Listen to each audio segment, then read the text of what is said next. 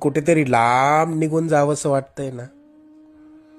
अजून किती दिवस सोसावं लागणार हेच तुझ्या डोक्यात कायम असतं.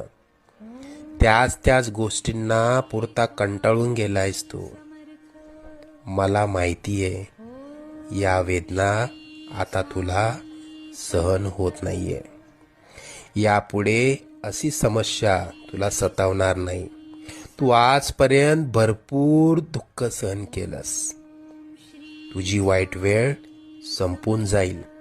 त्यानंतर येतील सुखाचे सोन्यासारखे दिवस.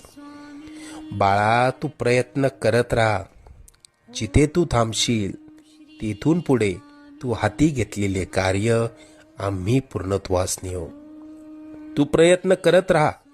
यश तुझी वाट बघतय. तुला आजपर्यंत आम्ही अनेक संकटातनं तारलं. उद्या येणारं संकट कितीही